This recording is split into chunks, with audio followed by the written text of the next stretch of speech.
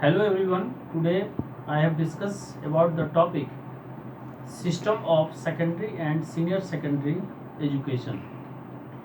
आज मैं आपसे एम.एड सेमेस्टर 3 के अंतर्गत specialization paper secondary and senior secondary education के यूनिट 1 में माध्यमिक एवं वरिष्ठ माध्यमिक शिक्षा के अंतर्गत उसकी प्रणाली क्या है उसके दूसरे पार्ट के बारे में बात कर रहा हूँ। इसमें आज मैं आपसे बात करूँगा कि आज़ाद भारत में यानी आफ्टर इंडिपेंडेंस विभिन्न प्रकार की शिक्षा समितियाँ माध्यमिक एवं वरिष्ठ माध्यमिक शिक्षा से संबंधित क्या क्या सुझाव दिए और कैसे इस प्रणाली को व्यवस्थित किया गया, उन सभी चीज़ों के बारे में बात कर रहा हूँ। सर्वप्रथम इंडिपेंडेंस यानी आज़ाद भारत में 1948 में ताराचंद समिति, that means first commission, that is committee Tarachand committee, who recommended without the discouraging of the school, they suggested that the multi-purpose of the secondary and senior secondary education system, इन्होंने बिना हतोत्साहित किए हुए वैसे कुछ विद्यालयों को छोड़कर वैसे सभी माध्यमिक विद्यालयों को ये सलाह दिया कि वह बहुउद्देशीय आधार पर काम करें। अगर दूसरी समिति के सुझाव की बात करूं तो राधाकृष्णन कमेटी, जिन्होंने स्पष्ट तौर पर ये चीज़ें चर्चा की कि शिक्षा व्यवस्था को, माध्यमिक शिक्षा को कैसे सुदृढ़ किया जाए और कैसे उसे उद्देश्य के आधार पर काम किया जाए। मुदालियर साहब की बात की जाए तो उन्होंने भी ये चीज़ें स्पष्ट की थी, रिफॉर्म की बात की और ये चीज़ें स्पष्ट की कि शिक्षा की व्यवस्था को अगर मल्टीपर्पज़ नहीं बनाया जाएगा तब तक ये चीज़ें व्यवस्थित नहीं हो सकती हैं। उसका 1952 में CBSE को एजुकेशन कॉन्स्टिट्यूशनल प्रोविजन के तहत नाम दिया गया central board of secondary education यानी CBSE, जो कि माध्यमिक और वरिष्ठ माध्यमिक स्तर की परीक्षा लेती है और व्यवस्थाओं को मॉनिटरिंग करती है। अगर इस व्यवस्था के अंतर्गत अगर आगे बात करें तो कैब का फॉर्मेशन हुआ, सेंट्रल एडवाइजरी कमेटी, जो कि मॉनिटरिंग के साथ साथ करिकुलम एवं विभिन्न प्रकार की व्यवस्थाएं क्या क्या माध्यमिक स्तर पर होनी चाहिए, उन सभी चीज़ों के बारे में शिक्षा प्रणाली में शामिल किए। जब एजुकेशन सिस्टम की बात करते हैं तो it may be divided into 3 groups, specially that means higher को अगर जोड़ते हैं तो ये 4 ग्रुप होते हैं। इनिशिएट जो होता है वो lower primary level, in the sense that means start with the 6 to 10। After that upper primary, जो कि इसमें जो लोअर प्राइमरी होते हैं 1 to 5 क्लास तक होते हैं। जब अपर प्राइमरी की बात आती है तो 6, 7, 8 होते हैं।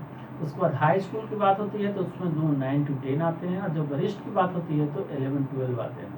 तो ये मुख्य रूप से शिक्षा प्रणाली है जिसके बारे में जो है वह स्पष्ट है कि इसकी जो मुख्य बोर्ड है वह CBSE जो कि एग्जाम संचालित करती है और ये जो कमीशन शिक्षा व्यवस्था को सुदृढ़ करने के लिए अपने अपने सुझाव दिए।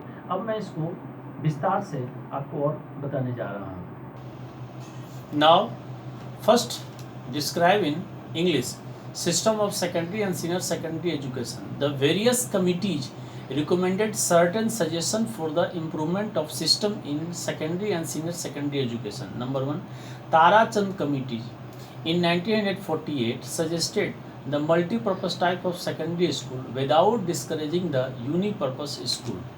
Next one, the University Education Commission 1948-49, which was appointed under the chairmanship of Dr. S. Radhakrishnan, remarked that our secondary education remains the weakest link in our education machinery and needs urgent reform.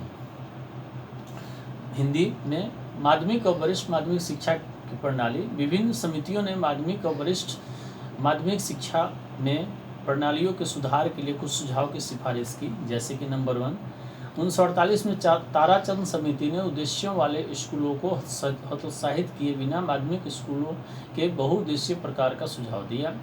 जैसा कि मैंने अभी आपको पूर्व में बताया, विश्वविद्यालय शिक्षा आयोग 1948 जो कि एस राधाकृष्णन की अध्यक्षता में नियुक्त किया गया था ने टिप्पणी की कि हमारी माध्यमिक शिक्षा हमारी शैक्षिक मशीनरी में सबसे कमज़ोर कड़ी बनी हुई है और इसमें तत्काल सुधार की आवश्यकता है। जैसा कि मैंने पूर्व में बताया कि इसको रिफॉर्म करने की आवश्यकता है। Now next, the landmark in the reconstruction of Indian secondary education is the secondary education commission report 1952-53 under the chairmanship of doctor A Lakshmi Swami Mudaliar to review the existing defects in the secondary education and made some suggestions regarding the improvement of secondary education. In 1952, the constitution of the board was amended and it was renamed Central Board of Secondary Education CBSE, and the function of board to decide on things like curriculum, textbooks and examination system for the all schools affiliated to it. Now in Hindi, Bharat की माध्यमिक शिक्षा के पुनर्निर्माण में मील का पत्थर माध्यमिक शिक्षा आयोग की रिपोर्ट है, जो कि 1952-53 में डॉक्टर ए लक्ष्मी स्वामी मुदालियर की अध्यक्षता में माध्यमिक शिक्षा में मौजूदा दोषों की समीक्षा के लिए और माध्यमिक शिक्षा के सुधार के बारे में कुछ सुझाव दिए। अब 1952 में बोर्ड के संविधान में संशोधन किया गया था और इसका नाम बदलकर केंद्रीय माध्यमिक शिक्षा बोर्ड CBSE कर दिया गया था और बोर्ड की कार्यप्रणाली से संबंधित सभी स्कूलों के लिए पाठ्यक्रम, पाठ्यपुस्तकों और परीक्षा प्रणाली जैसी चीज़ों पर निर्णय लिया गया था। तो ये कुछ स्पेशल रिकमेंडेशन, कुछ जो विशेष बात है जो कि एजुकेशन सिस्टम को इम्प्रूव करने के लिए कही गई थी। नेक्स्ट मैं आगे बात करूं कि there is a national organization that plays a key role in developing policies and program called National Council for Educational Research and Training, NCERT, that prepares a national curriculum framework. That is the most important and vital because NCERT plays a significant role in framing the curriculum. Each state has its counterpart called the, if in state level, that is State Council for Educational Research and Training. NCERT play a significant role at central level and SCERT play a significant role at state level. The Central Advisory Board of Education CABE play a lead role in the evaluation and monitoring of educational policies and program. Now in Hindi, एक राष्ट्रीय संगठन है जो कि विकासशील नीतियों और कार्यक्रमों में महत्वपूर्ण भूमिका निभाता है और जिसे राष्ट्रीय शैक्षिक अनुसंधान और परिषद NCERT कहा जाता है, जो कि राष्ट्रीय पाठ्यचर्या की रूपरेखा तैयार करता है। ये महत्वपूर्ण संस्था है जो कि सारी चीज़ों के अंतर्गत यानी पाठ्यचर्या और उसके रिफॉर्म के कैसे सही तरीके से इस पर तरह तरह के ये वर्कशॉप सेमिनार आयोजित करके इसको इम्प्रूव करने के बारे में हमेशा जोर देती है। प्रत्येक राज्य का अपना एक समकक्ष राज्य शैक्षिक अनुसंधान और प्रशिक्षण परिषद SCERT कहलाता है। केंद्रीय सलाहकार बोर्ड ऑफ एजुकेशन कैब शैक्षिक नीतियों और कार्यक्रमों के विकास और निगरानी में प्रमुख भूमिका निभाता है। The school system in India has 4 levels: lower primary age 6 to 10, upper primary 11 and 12, high school 13 to 15 and higher secondary that is 17 and 18. The lower primary school is divided into 5 standards, upper primary school into 3 standards, 5 standards in the sense that means 1, 2, 3, 4, 5. Upper primary school into 3, that means 6, 7, 8. High school into 2, 9, 10, and higher secondary school into 2, that means 11th and 12th. The students have to learn a common curriculum largely except for regional changes in the mother tongue. Till the end of the high school, there is some amount of specialization possible at the higher secondary level. Now in Hindi, Bharat में school प्रणाली के 4 स्तर हैं: निम्न प्राथमिक आयु 6 से 10, उच्च प्राथमिक 11 और 12, उच्च 13 और 15, उच्चतर माध्यमिक 17, 18। निम्न प्राथमिक विद्यालयों को 5 मानकों में विभाजित किया गया है, जैसा कि मैंने पूर्व में बताया कि क्लास 1 से लेकर 5 तक यानी 1, 2, 3, 4, 5। उच्च प्राथमिक विद्यालयों को 3 में यानी 6, 7, 8। हाई स्कूल को 2 में 9th और 10th, और उच्चतर माध्यमिक को 2 में 11 और 12 में विभाजित किया गया है। छात्रों को उच्च विद्यालय के अंत तक बड़े पैमाने पर मातृभाषा में क्षेत्रीय परिवर्तनों को छोड़कर, क्योंकि रीजनल लैंग्वेज स्टेट के अनुसार स्लाइटली परिवर्तित होता है, जो कि उस राज्य की भाषा को प्रायोरिटी देकर पढ़ाई जाती है, इसलिए एक सामान्य पाठ्यक्रम सिखाता है और उच्चतर माध्यमिक स्तर पर कुछ मात्रा में विशेषता संभव है। कहने का तात्पर्य यह है कि ये व्यवस्थाएं जो की गई थी वह secondary education and senior secondary education system को व्यवस्थित करने के लिए, जिससे कि ये व्यवस्थाएं यानी जो ग्रास रूट लेवल जुड़ी हुई हैं अति आवश्यक है ठीक करना और उसे समझना और जानना कि कैसे ये काम सही तरीके से करें। साथ ही साथ इससे ये चीज़ें स्पष्ट होती हैं कि जो सेवाकालीन और सेवा पूर्व अध्यापक हैं उन्हें ये समझना और उसकी जानना अति आवश्यक है कि ये व्यवस्थाएं कैसे संचालित होती है। दैट मीन्स NCERT के काम, SCERT के काम, ये व्यवस्थाएं इनका संगठन कैसे व्यवस्थित हुआ, ये किस स्तर पर काम करती हैं और जो पूर्व की समितियां आधार क्या था, क्लास की जो व्यवस्था है वो किस लेवल की है।